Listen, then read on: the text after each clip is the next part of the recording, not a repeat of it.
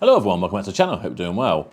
Today we're going to take a look at an absolute bargain part exchange car that we've just bought in. Well, actually Jason bought it in while I was away on holiday. He sent me a message to say, by the way, you're a proud owner of a 2007 Audi Q7. You can imagine my heart dropped because that's the car, well not the car, but the same type of car that I was taken to court over. If you haven't seen those videos, Toby will put those up here. But he said this is a 4.2. It's piqued my interest because I've never owned a 4.2 before. I've had plenty of the 3 litre V6 TDIs, but this is the 4.2 TDV8. And supposedly it has no DPFs and it's been remapped to 400 horsepower. I need to check and remind myself what the actual horsepower is of them. Toby's giving me the crazy eyes because he thinks it sounds good. So I thought we'd get out on it. I know it's quite clean, it actually looks really smart. And the other thing is, we only gave £1,000 for it, so it's an absolute bargain because you can't find these for less than about £6 grand online, but bearing in mind most of those have probably still got their DPFs in, they haven't been remapped, and they haven't got an engine management light on, so this is probably going to be a car that I'm going to want to trade on. There's absolutely tons of profit in it.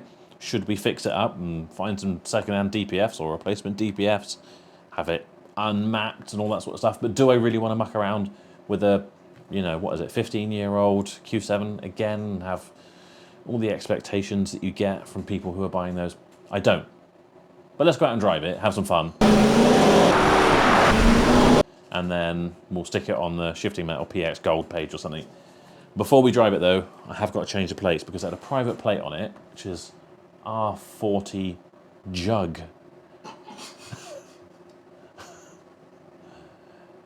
I assume his name is Jug or Juggernaut or something because he's taken that off.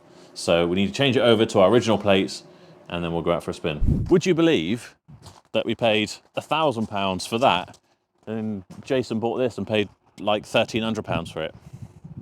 Doesn't really make sense, does it? But I guess we'll talk more about the deal of why we ended up getting this for £1,000 while we're out in it, because it's freezing out here, so I'm going to change these plates and look at that. Well, that came off incredibly easily. De-jugged. I probably need to clean that.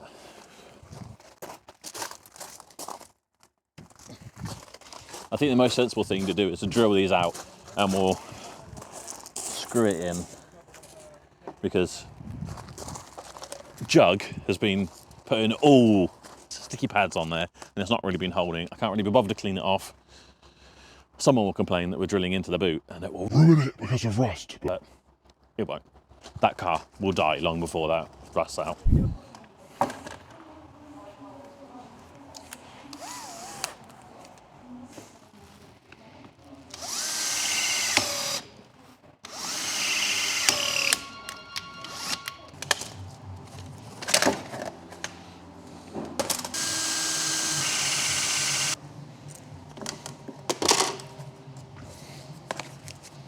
Right.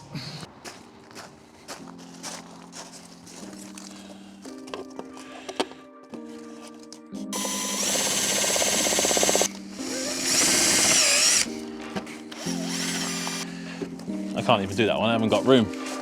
So, I'll do that in a minute. Let's get it out on the road.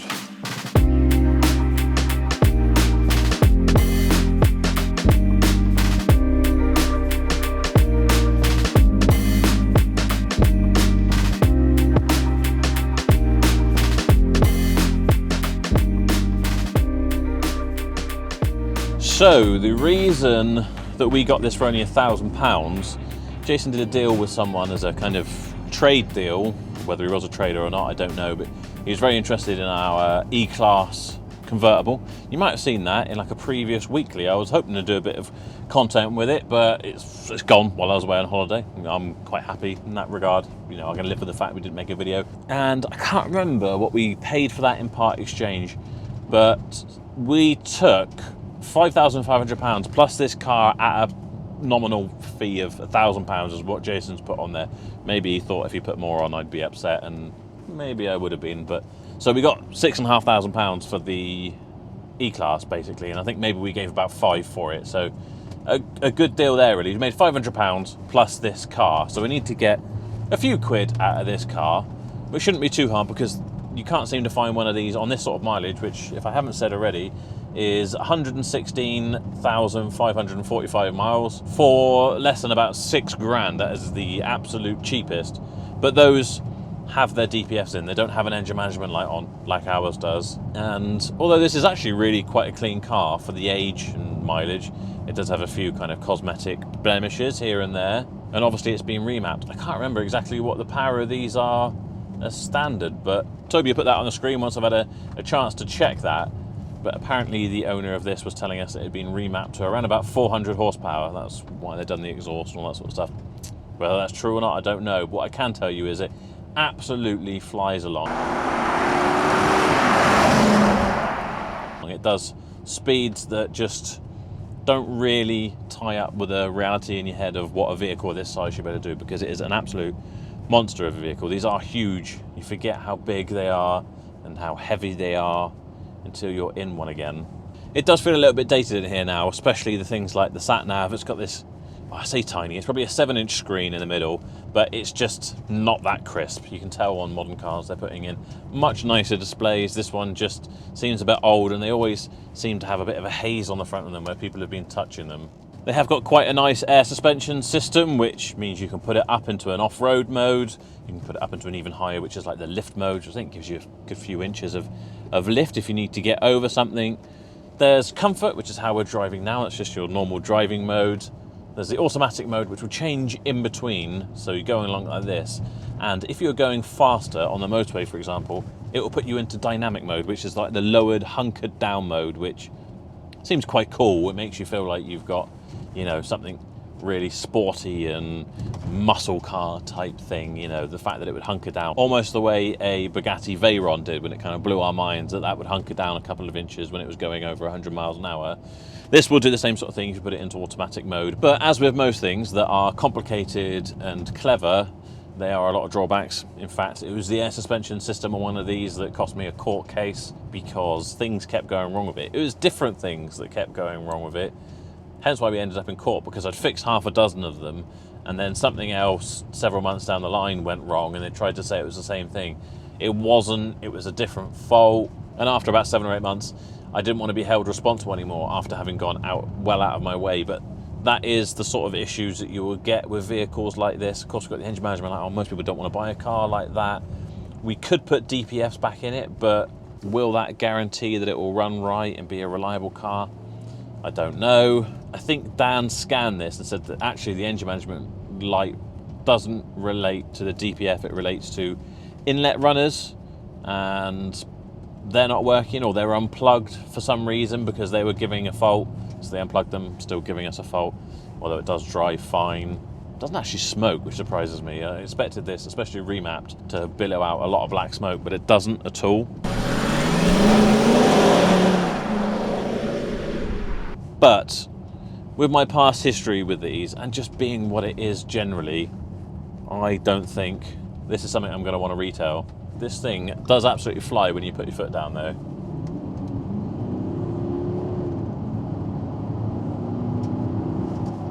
This one has got a nice big panoramic roof, which I don't know if it opens, but we'll certainly try opening. Oh, it does open, but I've got the blinds open, so I want to shut that. Is that the sunshade? Yes, that is the sunshade. Will that automatically go all the way back? Well, it will if I leave it. There we go. So we've got a nice panoramic roof, which does actually open as well, and I'm amazed to see that it works. If I'd known that was going to open the sunroof, I might not have chanced it, just on the off chance that it didn't close again. So the most surprising thing about this car is that actually everything does work, and it seems in pretty good condition. These are, of course, an absolutely massive car. They've got a pretty big boot, which includes another couple of seats, so they are a 7-seater. Makes them incredibly popular for that reason. They usually come with massive wheels, which doesn't make the ride as comfortable as it could be with some more donut-y style tyres. These are quite thin ones. Don't know if these are original wheels off the top of my head. I'd have to have a look, because they're kind of diamond cut in the face. They look quite smart. I think they probably are, but they're not a very common wheel. I'm not sure. But all the same, it does have a look of kind of money and status, which I'm sure a lot of people like. We've got a leather interior, but it isn't heated. Strangely, we've got buttons down here, which is engine start and engine stop, but I've been starting it off the key. I wonder if someone's had an issue there and they've swapped it over to this. It wouldn't surprise me. Electrical issues are probably one of the more common things you're going to find with this car. We've got auto lights, auto wipers, we've got flappy paddles, quite a nice leather steering wheel.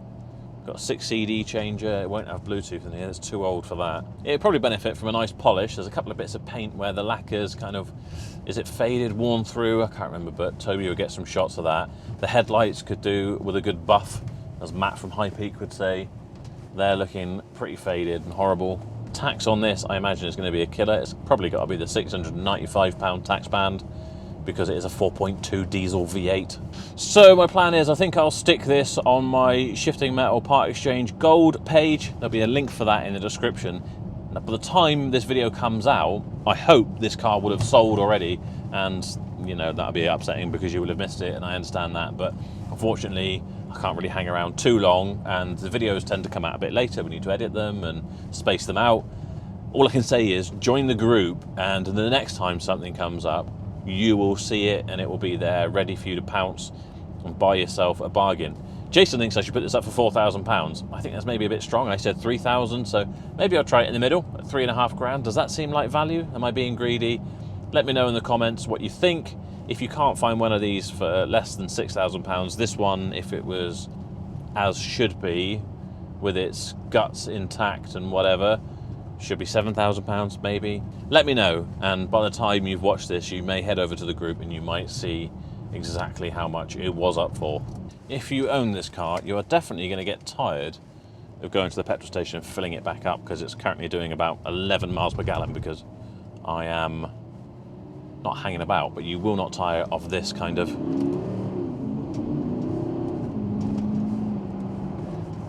noise and performance from your 7-seater family car.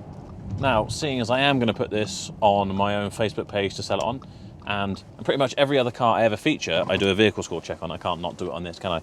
You'd think I was hiding something. So I am going to do a vehicle score check, and I hope that it will show up on this new registration, because it's just changed over. What was it? Mike X-Ray 57, I think it was November Romeo X-Ray. No, I think it's on the key here.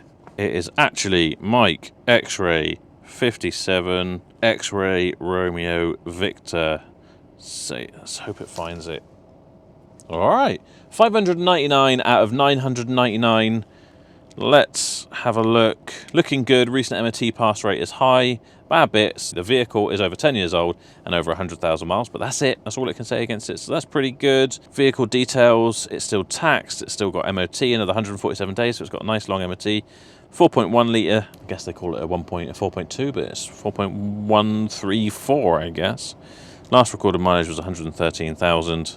We can check our MOT history and our MOT tracker. One new feature on the vehicle score check that I am absolutely in love with. It's something I've been asking for, and I'm sure a load of other car dealers have. You can do the ULEZ checker. Now on this car, a 4.2 diesel, I'm pretty sure it's not going to, so I'm not going to even bother.